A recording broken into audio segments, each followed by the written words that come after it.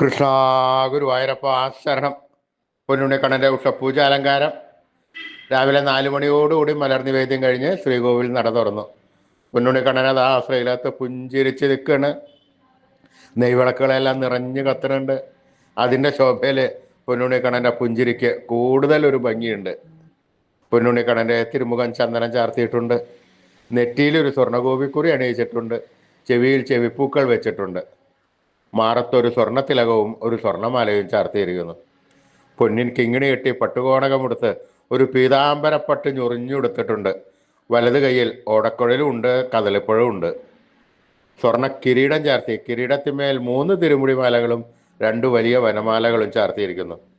അങ്ങനെ സുന്ദരനായി പുഞ്ചിരിച്ച് നിൽക്കുന്ന ആ സച്ചിദാനന്ദ കട്ടയെയാണ് നട തുറന്ന സമയത്ത് ഭക്തന്മാരെല്ലാവരും കാണുന്നത്. ആ ഭക്തന്മാരെല്ലാവരും ഭഗവാന്റെ രൂപം കണ്ട് ആനന്ദത്തിൽ ആറാടി ആ പൊന്നുണ്ണിക്കണ്ണൻ്റെ തിരുനാമങ്ങൾ ചൊല്ലി അതാ കണ്ണൻ്റെ അടുത്തേക്ക് ഓടി ഓടി ഓടി ഓടി പോണു.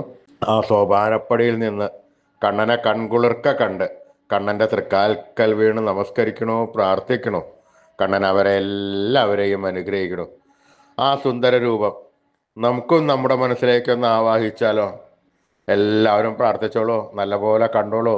പൊന്നിൻ കിങ്ങിണി കെട്ടി പട്ടുകോണകമെടുത്ത് പീതാംബരപ്പട്ട് ഞൊറിഞ്ഞുകൊടുത്ത് വലത് കൈയിൽ ഓടക്കുഴലും കദളിപ്പഴവും പിടിച്ച് സർവാഭരണ വിഭൂഷിതനായി നിൽക്കുന്ന പുഞ്ചിരിച്ച് നിൽക്കണ ആ സച്ചിദാനന്ദ കട്ടയുടെ രൂപം എല്ലാവരും മനസ്സിൽ വിചാരിച്ചില്ലേ? എല്ലാവരും നല്ലോണം വിചാരിക്കുക. പൊന്നുണ്ണിക്കണ്ണൻ നമ്മുടെ മനസ്സിൻ്റെ ഉള്ളിലേക്ക് അതാ കയറി വരണു. ആ പൊന്നുണ്ണിക്കണ്ണൻ അവിടെ എത്തിക്കഴിഞ്ഞാൽ അവിടെ കൂട്ടിപ്പിടിച്ച് അവിടെ നിർത്തി അവിടെ പ്രതിഷ്ഠിച്ച് ആ കണ്ണനുമായി കുറച്ചു നേരം സംവദിച്ച് ആ കണ്ണനെ ഒന്ന് കൊഞ്ചിച്ച് ഒന്ന് ലാളിച്ചൊരു മുത്തം കൊടുത്ത് ആ കണ്ണൻ്റെ തൃക്കാൽക്കൽ വീണ് നമസ്കരിക്കാം, പ്രാർത്ഥിക്കാം. കണ്ണൻ്റെ അനുഗ്രഹം നമുക്ക് എല്ലാവർക്കും ഉണ്ടാവും. എപ്പോഴും കണ്ണൻ്റെ കൂട്ട് നമുക്കുണ്ടാവും.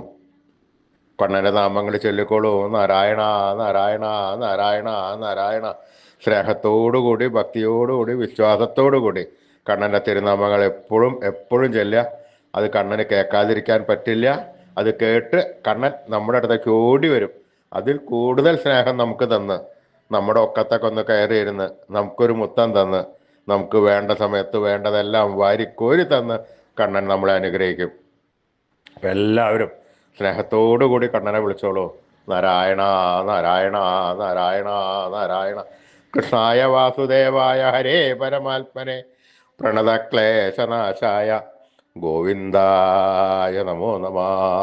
കൃഷ്ണായ വാസുദേവായ ഹരേ പരമാത്മനെ പ്രണതക്ലേശനാശായ ഗോവിന്ദായ നമോ നമഃ. കൃഷ്ണായ വാസുദേവായ ഹരേ പരമാത്മനെ പ്രണതക്ലേശനാശായ ഗോവിന്ദായ നമോ നമഃ. അച്യുതാനന്ദ ഗോവിന്ദ അച്യുതാനന്ദ ഗോവിന്ദ അച്യുതാനന്ദ ഗോവിന്ദ. ഈ നാമത്രയ മന്ത്രം എല്ലാവരും ദിവസേന ഉപാസിക്കുക. നിത്യവും ഉപാസിച്ചു കഴിഞ്ഞാൽ നമുക്ക് ആയുരാരോഗ്യ സൗഖ്യം, സർവസമ്പൽ സമൃദ്ധി, സർവ ഐശ്വര്യം, സന്തതി പരമ്പരകൾക്കെല്ലാം ശ്രേയസ് ഉണ്ടാവുന്നതാണ്. ഋഷീശ്വരന്മാർ തലമുറകൾ കൈമാറി തന്ന ഈ അമൂല്യനിധി നമ്മൾ കാത്തു സൂക്ഷിക്കണം. നമ്മുടെ വരും തലമുറകൾക്ക് ഇത് ഉപദേശിച്ചു കൊടുക്കണം. അവരെയും നേരായ വഴിയിലൂടെ നമ്മൾ കൊണ്ടുവരണം. ഈ കലികാലത്ത് ജപിക്കാൻ പറ്റിയ ഒരു ഉത്തമ മന്ത്രം കൂടിയാണിത്. അതുകൊണ്ട് എല്ലാവരും ഉപാസിച്ചോളൂ. അച്യുതാനന്ദ ഗോവിന്ദ അച്യുതാനന്ദ ഗോവിന്ദ അച്യുതാനന്ദ ഗോവിന്ദ അച്യുതാനന്ദ ഗോവിന്ദ.